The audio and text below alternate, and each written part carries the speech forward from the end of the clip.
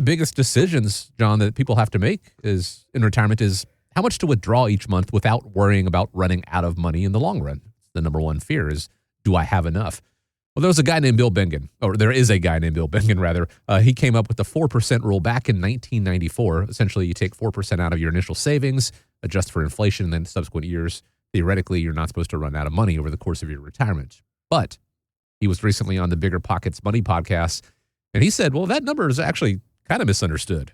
The original 4% rule, which I've upgraded now to 4.7%, is really the worst case in history. My database goes back 100 years. I studied 400 retirees in a period of time, and only one of them was stuck with that awful low rate of 4.7%. All the rest could take out higher, many much higher. So when you use that rule, make sure that you know what you're doing. It's ultra conservative, and you probably can do better off with a higher withdrawal rate today. So for him, the 4% rule is now the 4.7% rule. I've seen people say 3% is the number. Dave Ramsey has said 8% as much. What do you base withdrawal rates on? Yeah, I mean, look, we got to look at, what is their need for income? Mm-hmm. What are their guaranteed sources? So we have to look at the foundation first. That would be Social Security, for what age they want to retire. Now, if somebody's looking at retiring at the age of 54, okay, so where's the money coming from? Right. They might have a pension that could start extremely early. But if they are relying on qualified plans, aka 401k, 403b, the TSP, the traditional IRA, 59.5 is technically your target. Now, there's some rules where you can access money at the age of 55 or after for a period of time, and that could be utilized as the rule of 72T for IRAs. Now we have to follow that rule to the T actually. And the thing is that's doable, but ideally if you had non-qualified assets you could take distributions from, such as a individual account or a joint tenants in common.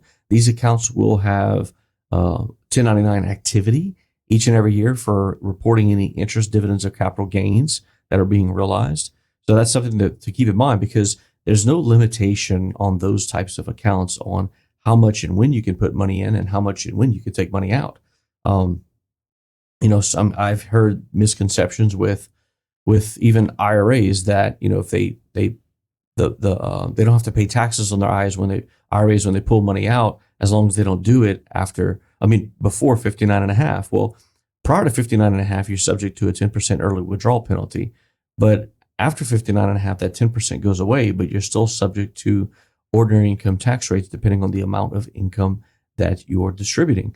Some people were told by someone else, and this particular comment was 100% incorrect, was that whenever you take money out of your IRA after 59.5, it's a non-taxable distribution, and that is completely inaccurate.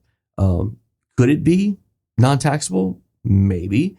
And not only maybe, is if you have no other sources of income and you're limiting your distribution to the standard deduction offset. And that's the only way that can be possible. But other than that, it is subject to ordinary income taxation. So ideally, we just have to look at your situation. So it depends on, are you trying to retire before 59.5 or after 59.5? And then from there, what we have to look at is, what's the amount of money that you need to supplement your guaranteed sources if you turn those on. Obviously, you can't collect on Social Security as the person that earned it prior to age 62. So you have to plan for other sources of income. It might be coming from a non-qualified account. It might be coming from an IRA. We just have to look at the time periods.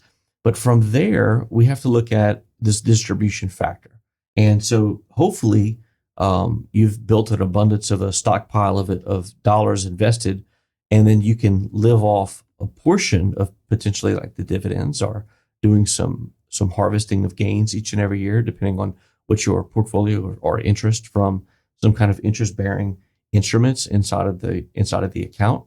And so the key thing here is to where, if you're looking at not really digging into your principal, you want to have sufficient amount of interest that it's creating each and every year to create spendable income. The other thing is we have to look at volatility in retirement. And so that's something that really, really hurts retirees whenever they're exposed to a lot of volatility and they're taking distributions from their portfolio at the same time. So it's basically a double loss. Your account value goes down, you make a sale, you're realizing a sale, and you're taking a distribution. So you lost on the valuation of that position and you're taking a distribution at the same time.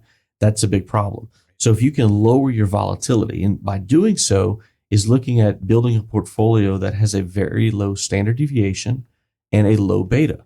And the key thing from there is looking, or even having some stop losses in place to where you have money market or CD interest-bearing vehicles that have principal preservation that could be utilized. Now, there's things that people that have access to, they have access to certain kind of vehicles. If your net worth is under $1 million, if your net worth is over $1 million, there's other vehicles that pay even a higher interest rate that have a fixed net NAV, a net asset value. And so these things is what we're looking at, is how to remove volatility from the portion of your portfolio that you're taking distributions from. And then the other portion of your portfolio we call later money is money that you're taking a little bit more risk with for more capital appreciation, because you're going to be using this money 15 to 20 years from now.